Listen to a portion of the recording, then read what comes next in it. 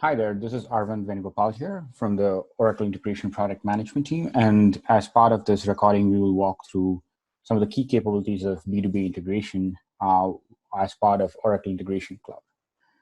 Let's walk through at a high level what is B2B integration, and we will get into the details of how B2B integration is supported today as part of Oracle Integration Cloud. So B2B stands for business to business integration. So this is essentially multiple companies or vendors or enterprises communicating with each other or with their trading partner community with predefined and mutually agreed upon standards. So the trading partner community could be, as a company, your vendors, your suppliers, your business partners, whoever you need to exchange information and data with. And the common sets of practices you would use to communicate with them would include essentially a document format and a transport protocol, which together combines to form a common language that you mutually agree with your partner. The document formats could be standards like EDI X12, UN EDIFACT, that are popular in North America and Europe respectively. They could be files that are structured in nature in some way with the schema that is mutually agreed with your trading partner. They could be JSON files, XML files, others as well. The second part would be to kind of agree with your trading partner on how this information is going to be exchanged. So the transport protocol layer would be the additional aspect here where you will establish a connectivity with your trading partner over business protocols like AS2, SFTP, or other B2B protocols, or even standard protocols that you can agree with them on how data is going to be exchanged. Once you have this connectivity established, you now have B2B integration established with your business partners, and you can exchange and automate any type of information, including purchase orders, medical records, product specifications, tax records, load tenders, invoices, shipment notices, acknowledgements. So any of these data can be securely exchanged with your business partners in different verticals, depending on the business process and the transaction types that you're using. B2B integration enables customers and companies to kind of eliminate manual processes that they have in place today and automate them and reduce operational costs as well as and adhere to compliance requirements that they may have as part of their business practices. So let's look at a typical B2B integration scenario.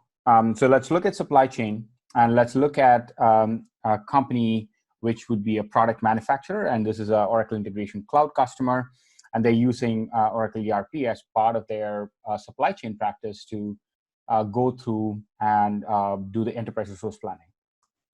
As part of their business landscape, product manufacturer is interacting with two different parts.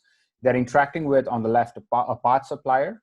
Essentially, the parts supplier is, providing them parts that enable them to manufacture the product that they are then selling through Acme Corporation, which is essentially a big box retailer. And the big box retailer essentially then enables the trading partner or the product manufacturer to publish their product on the shelves and then sell that as part of the consumer practice.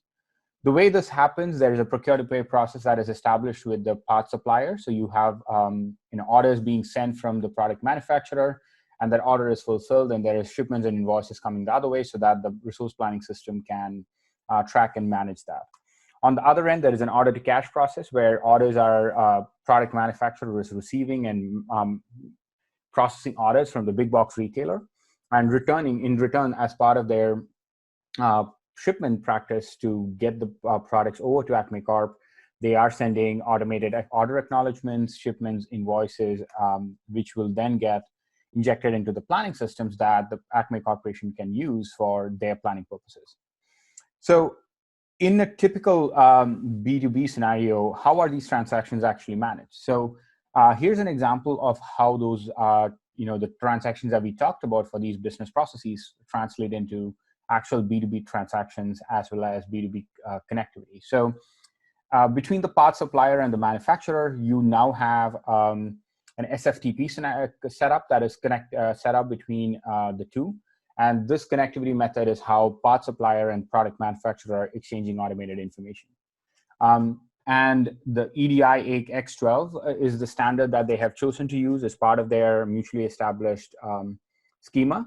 So you have an 850, which is an order, an 856 and an 810, which are advanced shipment notices and invoices respectively that are being exchanged between the part supplier and the product manufacturer. On the other end, you have an AS2 connectivity, that is AS2 being a very popular protocol for B2B connectivity that is used between Acme Corp as well as the product manufacturer. And you now have essentially a order acknowledgement, shipment, and invoice that is being exchanged, which are 850, 855, 856, and 810 respectively, as part of the order to cash business process between the two companies itself.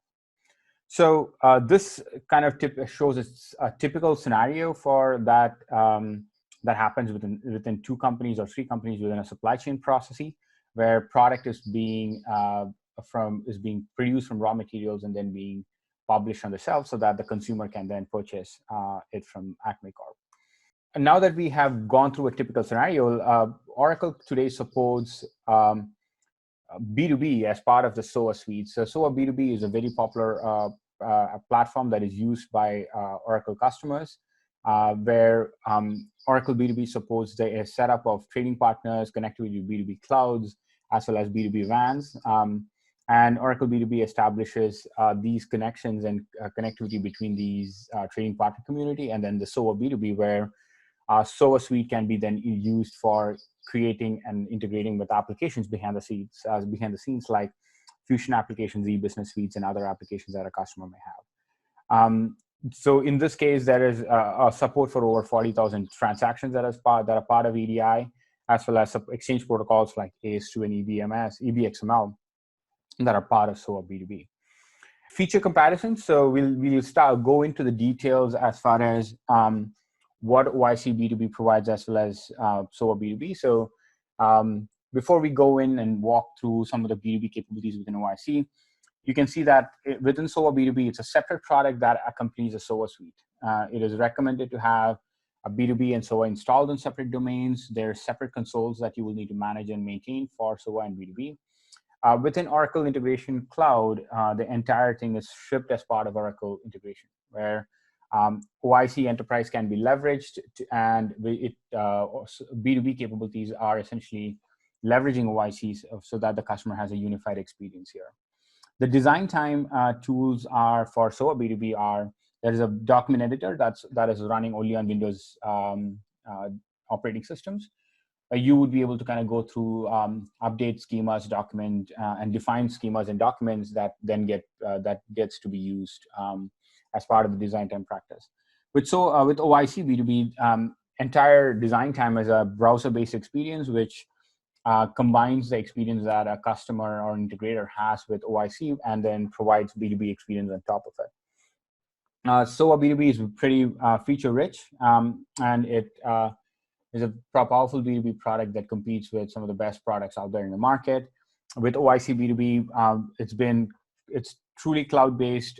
It's part of Oracle integration, which then enables customers to seamlessly leverage application integration as well as B2B on the same platform, being able to have better user experiences and the features. There'll be more capabilities added that cover some of the gaps that are present within OIC B2B over a period of time as well. So let's look at some of the current key capabilities that are part of OIC B2B. We'll actually switch to the product and walk through a simple integration that actually shows us how some of these capabilities work within OIC. So the first part here is the EDI translates. And EDI translate is something that works for both inbound and outbound EDI capabilities, where for inbound, it would be essentially EDI payload. So this would be X12 or ADFACT type documents that are coming in that goes through the EDI translate step that produces a translation outputs. So this would mean once the X12 documents actually go through the EDI translate, it could be generating a EDI XML format that could be then mapped over to application formats. So that gets consumed by backend applications like Cloud ERP, NetSuite, etc.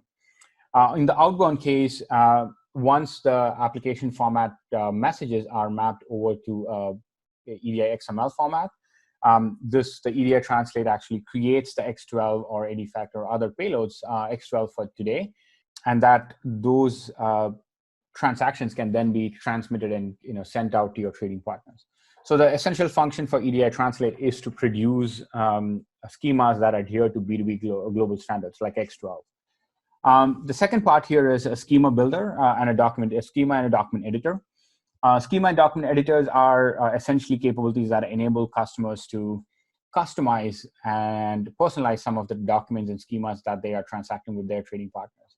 So let's look at an example here. So let's assume that you are transacting with Target and you are exchanging information with Target. Target will have a specified form or document schema in which they will send and receive information. So as part of your setup, you can actually go through and define how you want to handle and receive information from your trading partner, Target in this case, and you would be able to use that in your integration as part of your setup. Now, the cool part here is that the schema can be used across multiple documents. So you could have a schema that could be defined for orders, and that could be used across multiple document types that you're using. So there is an inheritance module, that is happening between schemas, documents, and trading partners that enables you to kind of define ones and use many times, or for schemas and documents as well. The stage file action enables you to look at multiple transactions within a particular payload and then process them one by one over a period of time. The other part here is for B2B connectivity. We provide a number of different capabilities. So you are able to use a number of the adapters and connectors that are part of Oracle integration. And FTP file, MQ, JMS are some examples. And we have AS2 with your trading partners using some of the popular B2B protocols, and then handle information that way. So let's look at a live example here. When you come into Oracle integration, the layout would be very familiar to you. So you have a lot of the capabilities, including some home, where you have an overview of what is running in your system. And the left panel here actually enables you to look at some of the other capabilities that you have here, including B2B. So within the B2B tab here, you have the ability to define B2B schemas as well as B2B documents. In this particular example, I have a standard X12 purchase order. So this is an EDI X12 4010 850, which is a purchase order that is defined here.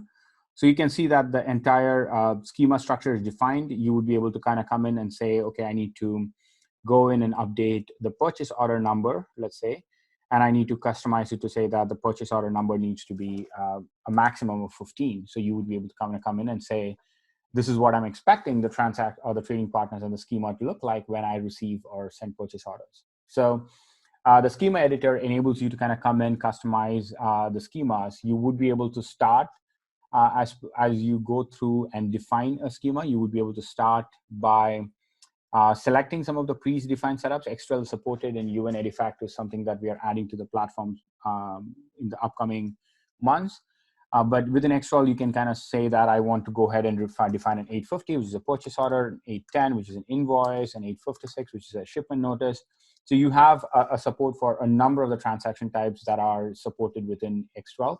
And you also have document versions with starting from 4010 to 8010. 4010 still being one of the most popular versions out there that is heavily used.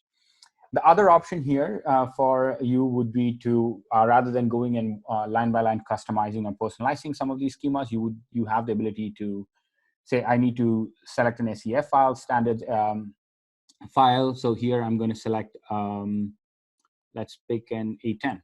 So I am picking an SEF file for 810. And the standard exchange format files are essentially something that you can get where the partner or the other side gives you this SEF file, or you can generate it, and then it enables you to import it into the system in an easier manner without having to handcraft the schema. So in this case, I'm defining an invoice. I'm going to say that I have a partner invoice. let's call it a supplier invoice, so that this is an invoice that I'm going to be using for all the suppliers. You can see that the identifier matches that for now. I'm going to say that it's a 4010. You can see that it's a 4010 and it's an invoice, which is an 8010. So you would be able to come in and import this into the platform. And as part of this now, you can see that the supplier invoice now appears. However, there is no documents that are using it. So once the schema is defined or imported into the system, the next part would be to kind of say, okay, I need to create a document that is going to be that's going to be based out of the schema that I just defined. So let's go through, and I have an AE X12 PO, which is defined for the 850 schema that you can see. So I have you can go through and say, I'm going to say supplier invoices.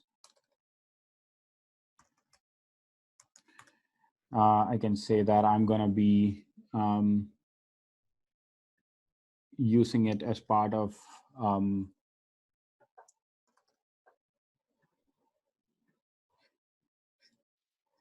you're going to be using it as part of the schema. And here I can say that I'm going to be using this particular document schema that I just defined in the other page. So now once I define the document, you can see that the supplier invoice is created and it's inheriting the schema from the supplier invoice schema that I just defined for B2B. So these are two capabilities that actually show the ability to handle B2B schemas as part of your setup.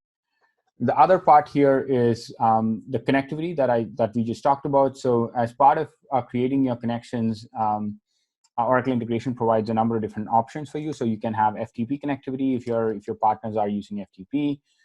You can have MQJMS, those kinds of connectors, as well as AS2 that'll be introduced as part of the platform shortly as well. So I'm going to say AS2 to trading partner. You can see that you can define the AS2 URL. You can define the policies. You can have a basic policy or an advanced policy. Advanced policy gives you all the optional capabilities that are part of your AS2 profile, or a basic policy where you can provide a username password as well as any other keys that you have here. So for this particular demo purposes, we are going to go through and use a simple integration. So here I have a integration that is already set up. Let's look at how this integration is set up and how it's using some of the capabilities that we just talked about. So we looked at the B2B schemas. We looked at the B2B schemas. We looked at B2B documents. We looked at some of the connectivity options that you may have. Here in this case, we also talked about being able to generate about EDI translate, right? So in this particular example, this example shows or showcases some of the capabilities that B2B integration provides as part of Oracle integration. So the example is pretty simple. You have we are simulating the generation of an XML document from an application system. So you have essentially we're going to be posting over a REST call an XML message, and then we are going to be using that. So you have a REST call here. So we'll look at that. Look at the summary quickly.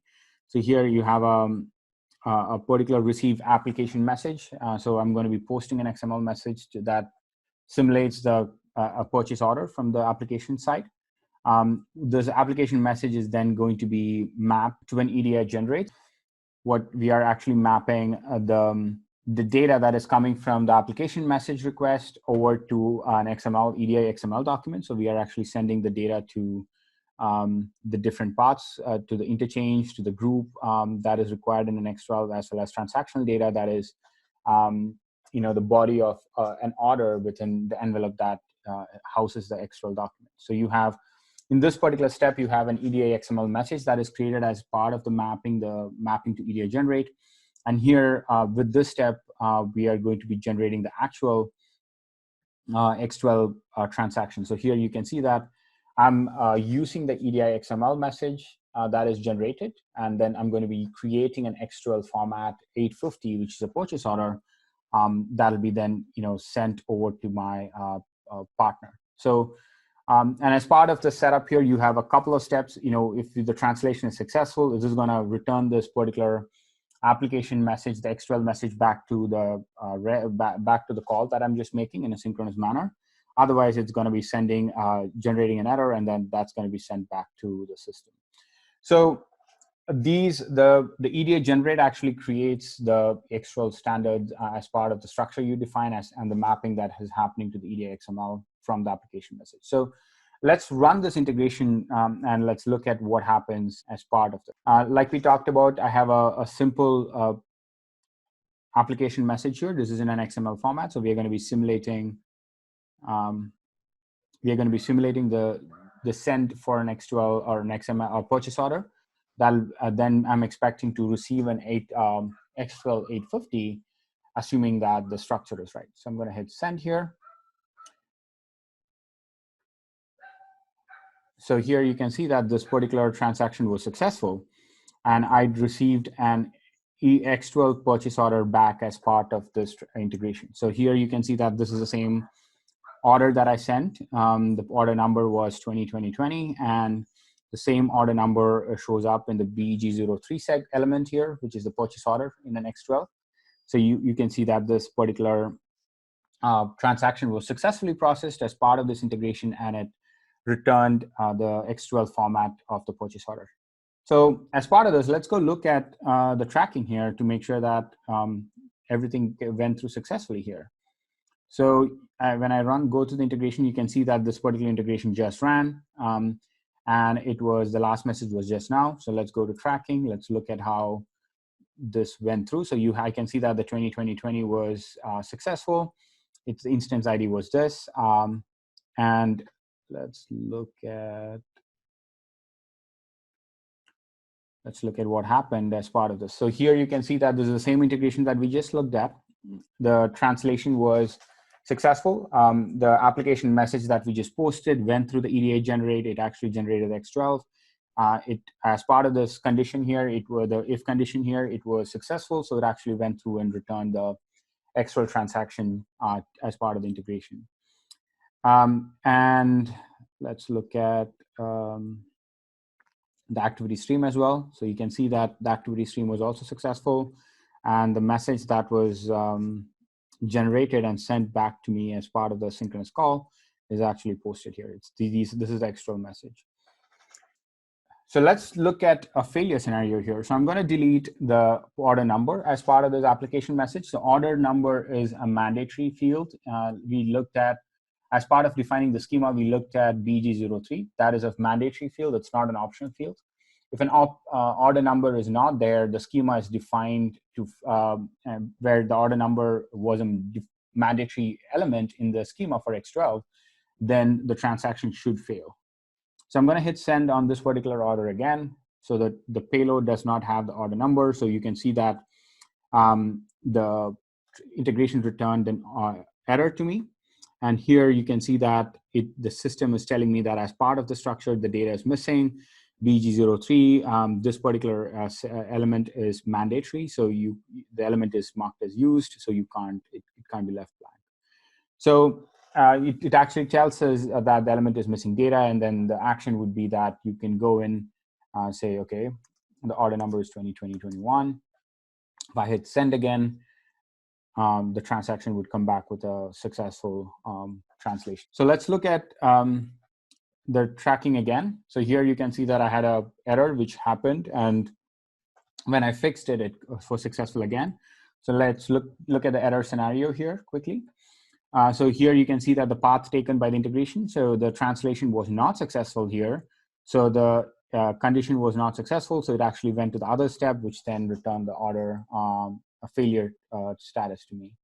And in the activity stream, you will be able to see that everything went through successfully, and we were able to kind of catch the error and then send that back to the asynchronous call. So this walkthrough actually showcases some of the key capabilities, including schemas, documents, EDI translate, and other capabilities as part of an integration setup. So let's look at one more piece of capability before we look at a real-life scenario that includes a cloud ERP. So me narrow it down to an integration that I own. So this particular integration is not configured, it's not active. So I'm going to go in and edit here to show you a capability. One of the other key pieces of capability that could be used as part of your integration is stage file action. So a stage file action essentially is the ability to read multiple transactions from within a single payload. So you can actually see that I'm going to say stage file, read multiple orders from order file. I'm going to read the entire order file name. I'm looking for the file name here. It's part of the result. Order number. Let's for now. Just for demo purposes, I'm going to use order number, and let's pick.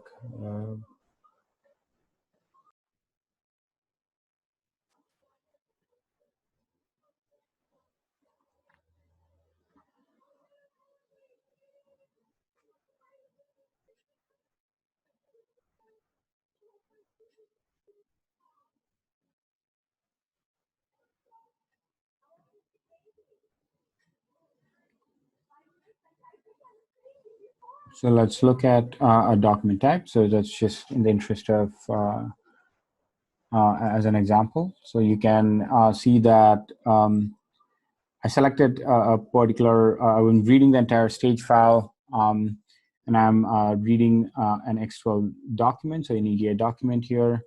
So you have multiple options that you can specify, and then you would be able to kind of go through and define schema as to how you want to read this particular document. So you are specifying the location of the document, as well as the name and the location, which is the directory, and then you are going through and reading multiple messages within a document, which can be then looped to kind of read and send to a transaction as well. So I'm not going to save this, but stage file is another key capability here that you could use to read multiple transaction sets from within a single payload, if that is a scenario that you are looking to go through and read as well. So those are some of the key functionalities. So we looked at the EDI translate, we looked at a successful translation as well as failed translation. We looked at editing schemas and documents. We looked at some of the key connection types that could be used for B2B connectivity, as well as we looked at stage file actions. So as part of the next step here, let's look at a simple example that could be something that you would use on an everyday basis. So here's an example that works off of Cloud ERP. There is a purchase order business event that is being generated as part of your Cloud ERP adapter. This business event is then being converted into an EDI X12 850 through an EDI translate action, and then this is getting sent over SFTP or FTP to a file server. So in this case, with Oracle integration, we are enabling you to combine the power of like what an application integration looks like. In this case, was for a purchase order, and also enable you to kind of tie it back to a B2B integration, which is then converting it into a B2B standard and sending it to your trading partner, part supplier in this case. So let's look at an example here. So let's go through the integration quickly. So as part of this particular setup here, I have a FTP endpoint, FTP connectivity, as well as an ERP connection that is set up. So I have an active integration that is running for Cloud PO, ERP Cloud PO to an EDI format. This is a pretty simple example where you can see that there is a business event, that is a subscribed event for purchase orders that is set up for the Cloud ERP. Once we get this event, we are mapping it into an EDI document. So you will actually see that we are creating the X12 EDI XML document here. So you can see that the data is getting mapped from the Cloud ERP purchase order business event to a EDI XML 850 document here. And once that is done, we are actually feeding that EDI XML and then generating an EDI document. So here you have Here you have an 850 purchase order that is being generated from the mapping that we just did. And this data is then getting transported into a particular FTP server here. So as part of this, let's go through and run this. So I'm going to go into Cloud ERP. I'm going to create an order. So let's create a sample order here. So let's pick a supplier. So we're going to be ordering laptops from Dell here today. I'm going to create the purchase order, and I'm going to create a line item for laptop here. So I'm going to say laptop, computer supplies. Let's say that I need 10. The unit of measure would be each, and a base price of 2,500. I think that's all the data that I need to submit this purchase order. So I'm going to hit submit. So you can see that the purchase order number is 164091. So this particular transaction is now in the system. And what would be expected to happen is that when the business event kicks off, this would then trigger the integration that we have set up here. So we are going to be expecting to see a refresh here. So the EDI PO to EDI, ERP Cloud PO to EDI would be refreshed. You can see that there was a couple of other sample examples that we ran. So you can see that this particular transaction, let's give it a second to run. So you can see that it just ran, and you have now a third one that is received. So I'm going to go in here. It's going to tracking actually. You can see this is the same purchase order number we just created. Let's go into this instance. And here you can see that this particular message went through successfully all the way to the FTP. And you can see that if I view the activity stream, you can see the message that actually was sent to the other end here. So you can see that there was a FTP write that was happening here, and the message that was received from the purchase order was the purchase now the PO41.txt, and the message received from the EDI document. You can see that